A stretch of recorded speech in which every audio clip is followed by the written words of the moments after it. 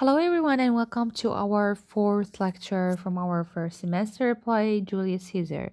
In our previous lecture, we went through Act 1 and then we moved through Scene 1, 2, and 3. And now I will go through Act 2, Scene 1, and then I will move to, after that, Scene 2.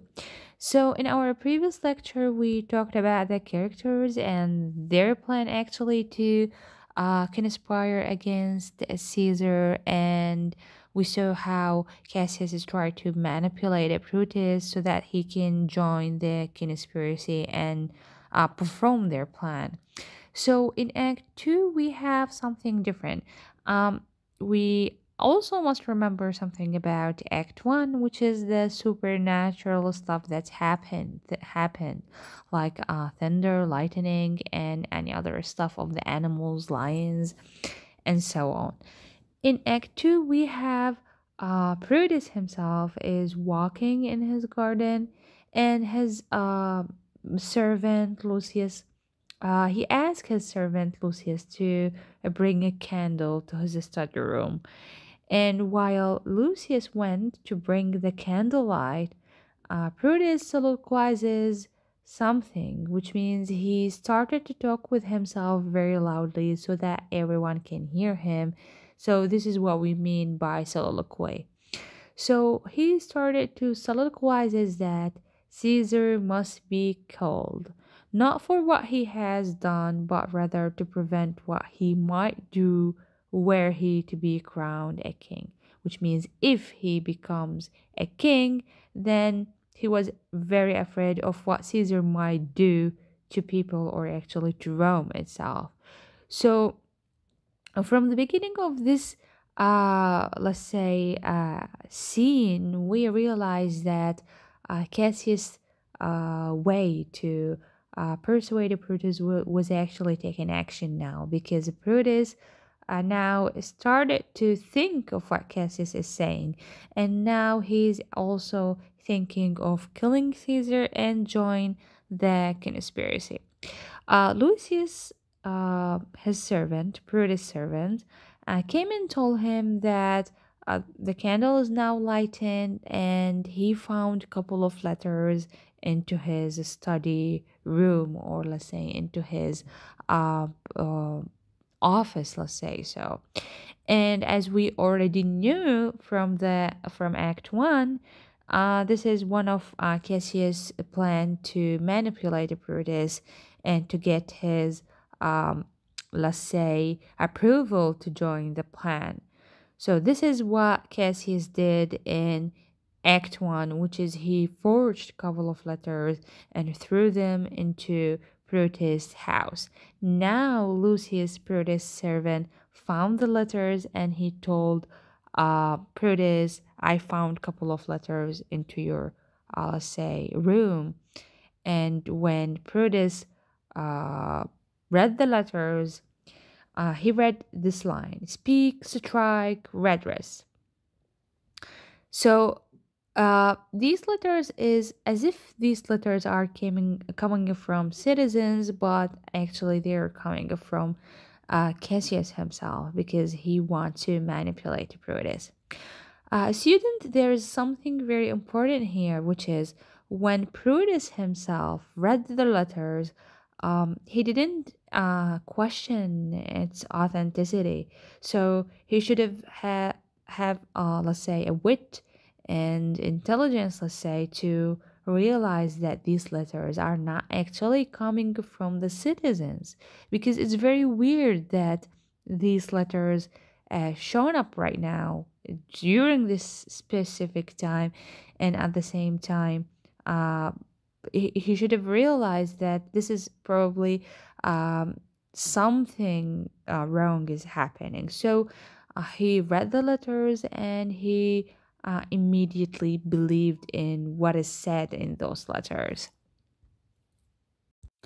But unfortunately, those letters, or let's say these letters, students, came very pretty much late, because Brutus has already made up his mind, and he already decided to kill Caesar, and decided that Caesar must die, which means that those letters has no powerful thing over Brutus thinking because he's already made that decision. Okay, so after a while, there was uh, as we see here in a second short soliloquy, he says that he has not slept since the earlier talk with Cassius. So student here means that Brutus himself, because it's a conspiracy, it's a killing thing. So Brutus himself, when talking to Cassius in Act 1, he never ever slept after that because his mind was pretty much busy with the decision of the conspiracy thing. So after that, there was a knock on the door, and then his servant Lucius said that it was Cassius, the one who comes to Brutus to see him. And as we see here, your brother Cassius, historically student, Brutus and Cassius were in fact brothers-in-law, and Cassius married a sister of Brutus. This is happening before the conspiracy part, okay? So Cassius came, and there were a couple of conspirators also enter. And Brutus himself, he was actually thinking that, oh, he will come to the conspiracy thing. So whenever there is a soliloquy student, it means that the actor is speaking with himself, but he, as if he is making the audience listen to what is he saying. So this is what we mean by soliloquy. So once the conspirators have gathered in a Brutus study, the details of the assassination are planned. So now all the conspirators came into Brutus' house, and now we start the planning of the conspiracy. And Cassius introduced each one of the conspirators, or let's say assassins, to Brutus, and Brutus welcomed all of them into his house. And we see here we see here that some of the conspirators make a little bit talk about the direction of the sunrise. And after that, Brutus had a private conversation with Cassius, and Cassius told him like, let us swear our resolution, which means let us make an oath for what we are doing. But Brutus objects to an oath because he said it would be beneath that dignity of honor and motivation of their enterprise. So, also, Cassius, after that, proposes that Cicero to be included in the conspiracy, but Brutus himself uh, actually didn't agree, and he said that Cicero will never follow anything that other men begin.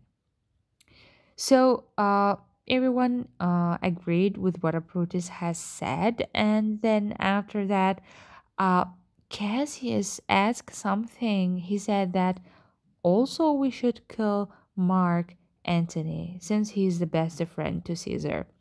Uh, According to Brutus, he said no, because killing Antony will be too bloody.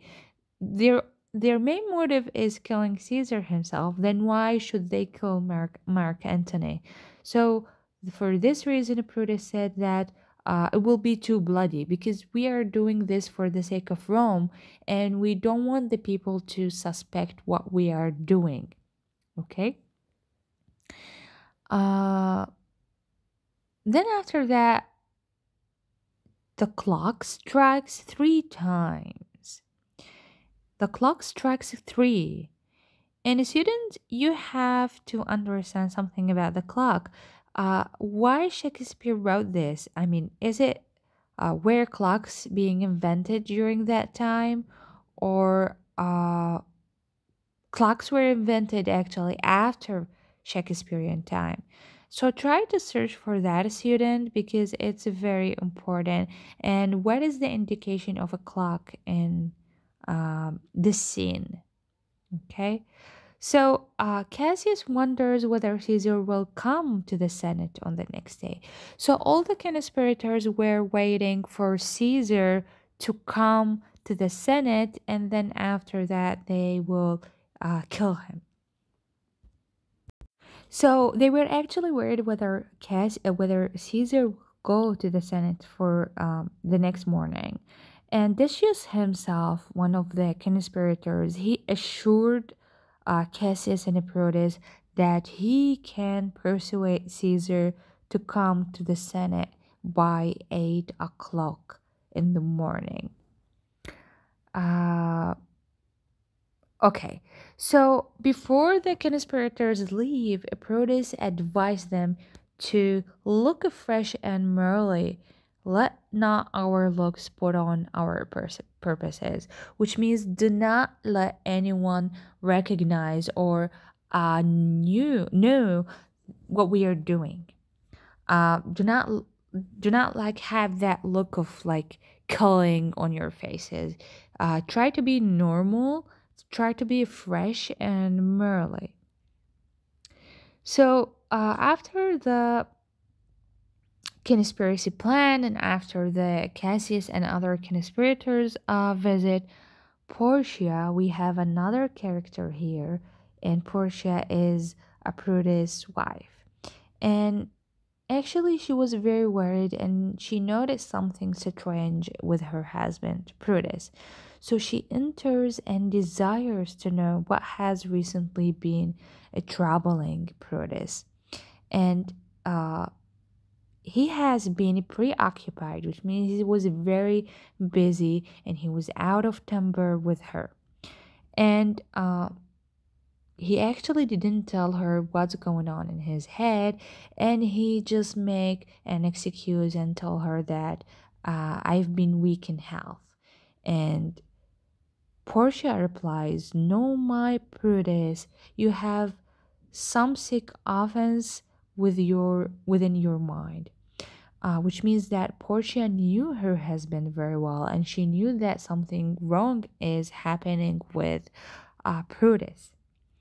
And Portia pleads with Proteus to share with her the source of his inner conflict, but he remains unmoved even after she kneels before him. So, um, shouldn't you see here like Portia felt that something is wrong with Proteus, but actually Proteus didn't tell her what's going on or didn't tell her the inner conflict that he had. And we have to keep in mind the question, why didn't he tell her? Where is the reason behind such a thing? Didn't he trust her very well? Or probably because he himself was not certain of what is he doing, or he was actually not 100% sure he will kill Caesar or do the conspiracy plan. Why, student? Brutus didn't tell Portia about what he was thinking of. So let's keep this a question in mind. And we have here also during their dialogue, like during their conversation, Portia and her husband. So it was the dialogue between them was interrupted by a knock at the door. So the door knocked, and Prudence promised to tell Portia the secrets of his heart, but insists she leave him immediately. So he promised to tell her later. Why later, student? We have to think of these things, okay? And we see here at the knock of the door, we have a Brutus servant boy brings in a sick man that would speak with the Brutus. So we have another character who came to Brutus' house, and this character is Caius Ligaris. And this one he will renounce his sickness if Brutus have in hand any exploit worthy the name of honor. So Ligurus wanted to follow Brutus with whatever is he doing. So Brutus tell him, I will explain to you what I'm about to do. Uh, and he will do that on their way to Caesar's house. So Ligaris himself agrees to follow Brutus also and to join them. And he said, to do I know not what, but is selfish that Brutus leads me on. So this scene, scene one, ends with the sound of thunder and Brutus imperative, follow me then. So also we have thunder, and as I already said, that thunder and lightning indicates something bad will happen in the next day. We have here student scene two. So in scene two, and in each scene there is a place, the setting of the scene. So we have in scene one, the setting is Brutus garden. And in scene two, we have the setting that takes place in Caesar's house. And he was actually preparing to go to the capital or to the Senate. And it was also thunder and lightning during that time. And so since Caesar was planning to go to the capital the next morning, Caesar actually didn't sleep, let's say, all night because he was awake due to California's scream. So California screamed a couple of times because she had a dream about Caesar, and she dreamt that Caesar and is killed, and she said, "Help! How they murder Caesar." So she was awake and she was very afraid and she was worried. So, what Caesar did is that he asked his servant to go and do a sacrifice, which means to give a sacrifice to the priest. And then after that, he asked him to bring him their report, which means he wanted to know what the priests are thinking of California's dream or what they are thinking of this whole sacrifice part. Uh, California enters on stage, let's say, and she says that she has never had faith in omens before, but in this night, and specifically in this night, so many strange and unnatural events happen, and she was very afraid of Caesar's safety. So,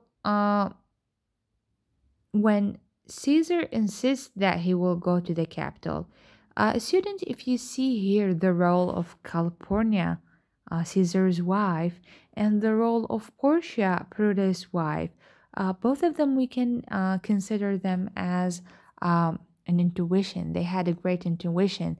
They felt there is something wrong with their husbands.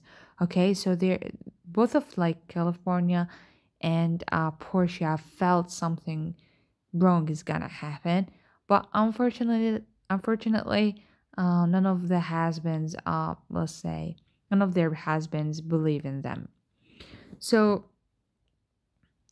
uh, she said that the heavens themselves ablaze for the death of a princess. Uh, she tried to convince Caesar to not actually go to the capital, and Caesar said his very, very popular quote in our play.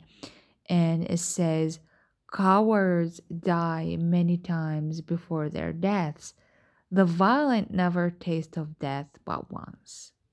So, student, this is a very, very popular quote here in our play. And it means that cowards, since they are feeling afraid, so every time they feel afraid, they die and they see their death, let's say.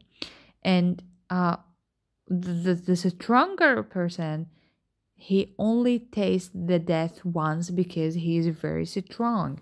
So Caesar, according to this code, he is very strong, so he does not fear death because all of us are going to go through this whole process of being buried in the death part. Okay, so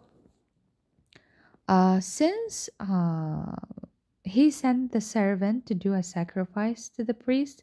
So a servant came back and telling him that the priest would not have Caesar leave the house because they could not find a heart in the sacrificed beast. So since they slaughter an animal because it's a sacrifice thing, and they found out that this animal has no heart, and that indicates another omens, okay, a bad one. So the priests themselves also asked Caesar, or actually their report was not to go to the capital the next day. And Caesar actually remains unimpressed, and he said, Danger knows full well that Caesar is more dangerous than he. And which means that Caesar is very dangerous and nothing is gonna happen to him. California replies, Your wisdom is consumed in confidence. And she uh, begged on her knees and asked him to stay home. Uh, so Caesar kind of like convinced a little bit with California's speech, and he kind of like decided to stay home. And he also decided to tell, or let's say, inform Antony to tell the Senate that Caesar is not well, and for this reason, he is not coming. We have a knock on the door, and we have one of the conspirators who came to convince Caesar to go to the capital. We have Decius Brutus. He is not the main character, student. He is not a Brutus. Rather, he is Decius Brutus. Okay? So he entered into Caesar's house, and he also wanted to ensure that Caesar go to the Senate. Uh, Caesar told him about California's dream, and he said that California had a dream that my statue was running blood from 100 spots, and that all the Romans were washing their hands into this blood. And Decius, since he wanted Caesar to go to the Senate, he gives actually an alternate interpretation to this dream. And he says that, no, Caesar, this bleeding statue will provide Rome with sustaining life blood. And for this reason, people, or let's say the citizens, will bathe in this blood.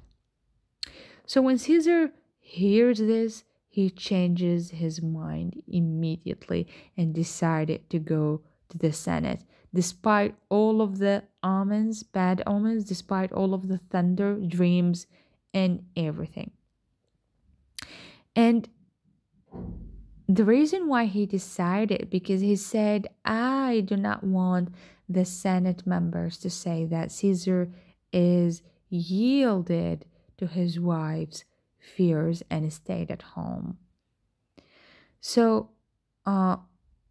we have the other conspirators. So let's say that Decius himself was very clever in convincing Caesar to go to the capital.